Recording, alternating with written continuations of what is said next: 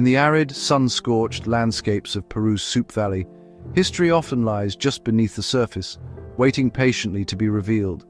It was here, in this ancient cradle of civilization, that a remarkable discovery was made, one that challenges our very understanding of early human societies.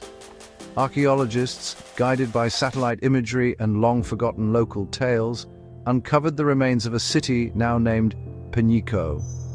This was not just another collection of old stones, it was a sprawling urban center dating back an astonishing 3,800 years. The excitement among the research team was palpable, as every shovelful of sand seemed to whisper secrets of a world long gone, a world that flourished in ways we are only just beginning to comprehend. This was a city that belonged to the Carol civilization, the oldest in the Americas. The process of finding Peñico was a masterful blend of modern technology and old-fashioned detective work. Scientists first noticed unusual patterns in the Earth from high-resolution satellite scans, suggesting man-made structures hidden by centuries of wind and dust. These digital clues led a team of Peruvian archaeologists to a remote, unexplored area of the valley. As they began their careful excavation, what emerged was breathtaking. They found the foundations of circular plazas, the remnants of tiered pyramids, and the outlines of residential complexes. The scale of the site was immense, confirming that this was a significant hub of human activity, a place where thousands of people once lived, worked, and gathered together in a complex, organized community. The true wonder of Peñico, however, lies not just in its age or its size, but in what it represents.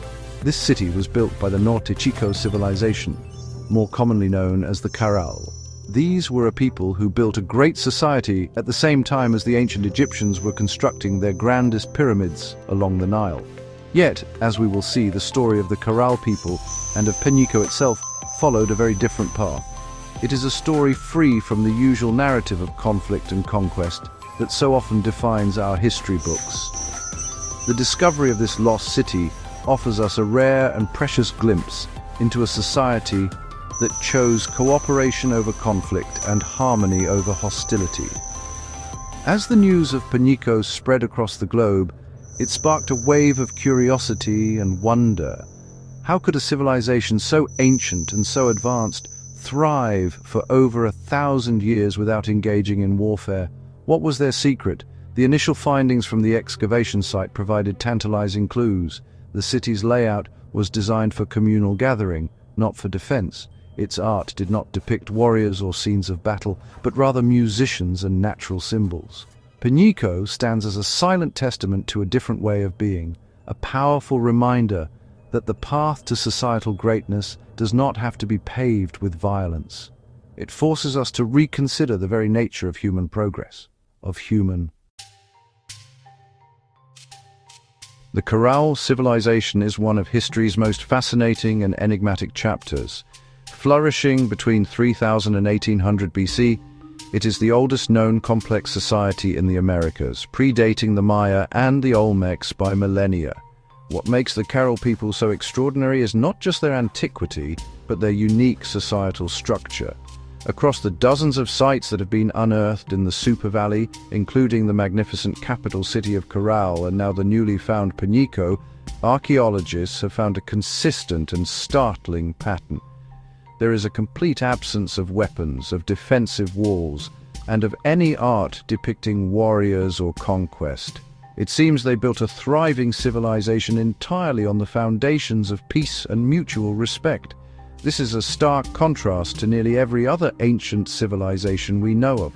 In ancient Egypt, pharaohs were celebrated for their military victories, and their tombs were filled with images of them smiting their enemies.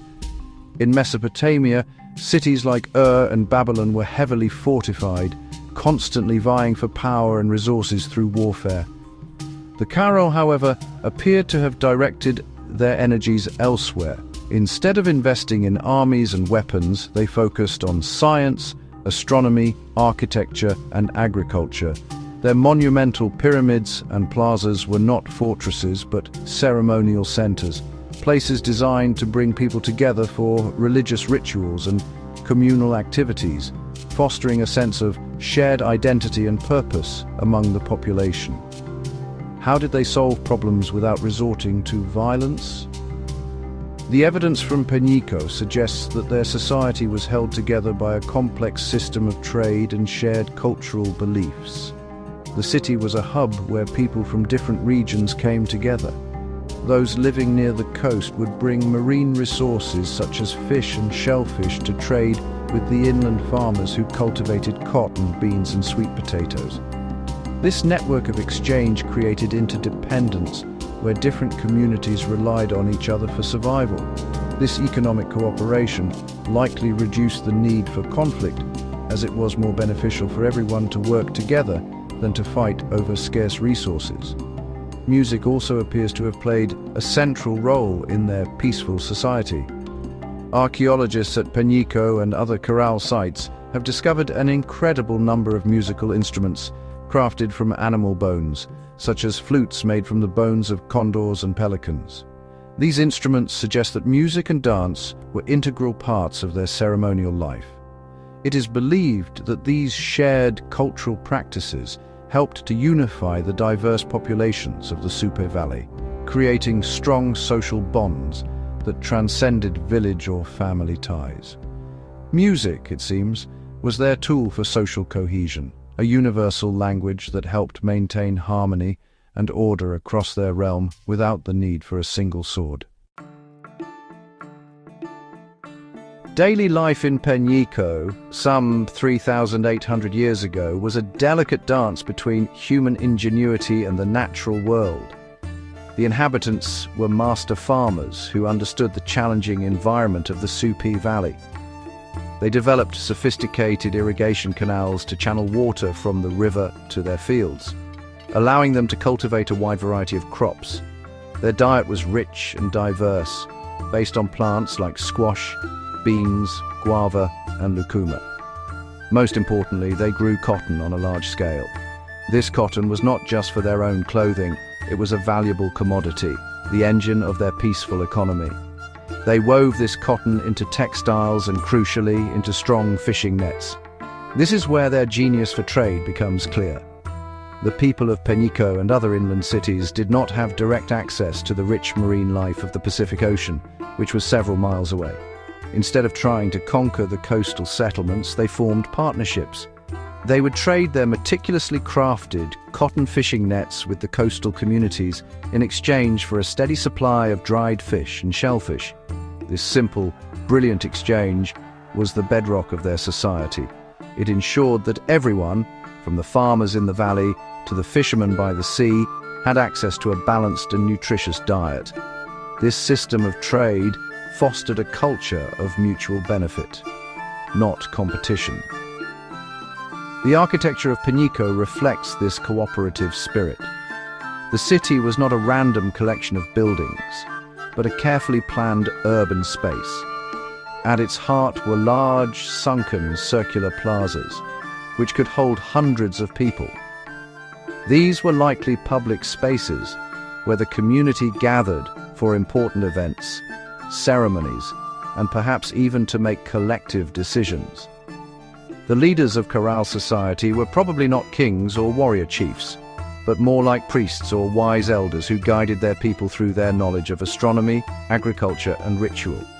Their power came not from force, but from their ability to organize society and maintain cosmic balance, ensuring the harvests were plentiful and the community remained strong. This focus on community and shared purpose is visible everywhere in Peñico. The residential areas were built in clusters, suggesting extended families or clans lived and worked together. There is evidence of shared kitchens and workshops where people would have prepared food and crafted goods as a group. This communal lifestyle would have strengthened social bonds and encouraged a sense of collective responsibility. Life in Peñico was not about individual wealth or power, but about the well-being of the entire community. It was a society built on the simple but profound idea that people are stronger and more prosperous when they work together in harmony. The discovery of Peñico does more than just add another name to the long list of ancient cities. It fundamentally challenges us to look at our own history and our future in a new light. For so long, we have accepted the narrative that civilization is born from conflict, that empires are built on the battlefield, and that human nature is inherently violent. The Corral civilization stands as a powerful counterargument to this grim assumption. For more than a millennium, they built a complex, sophisticated, and prosperous society without a standing army, without defensive walls, and without any glorification of war. They prove that another way has always been possible. The peaceful methods of the Corral people hold profound lessons for us in the 21st century. In a world still plagued by conflict, division, and the struggle for resources, their story offers a blueprint for a more sustainable and harmonious existence. They showed that trade does not have to be a zero-sum game. It can be a tool for creating mutual dependency and shared prosperity. They demonstrated the power of culture, music, and shared ritual to unify diverse groups of people, fostering a sense of common identity that is stronger than any fortress wall. Their society was resilient, not because it was armed, but because it was interconnected. Ultimately, the importance of Peñico lies in its ability to inspire. It tells us that the defining features of a great civilization are not its military might or the size of its empire, but its capacity for innovation, cooperation, and social well-being. The Corral people invested their human and material resources in knowledge, agriculture, and community building. They measured their success not in conquered lands, but in bountiful harvests and the harmonious rhythm of their society. This perspective is more relevant today than ever as we face global challenges like climate change and economic inequality that require unprecedented levels of international cooperation. The sands of the Super Valley have given us a remarkable gift. The silent stones of Peñico speak volumes, urging us to reconsider what it means to be civilized. They remind us that peace is not a passive dream, but an active achievement, built through conscious choices, clever systems, and a deep respect for both fellow humans and the natural world. The legacy of the Corral is not written in the blood of battles, but in the intricate patterns of a cotton net, the haunting melody of a bone flute, and the enduring harmony of a people who chose to build their world together. It is a lesson in history that could very well help us shape a better future.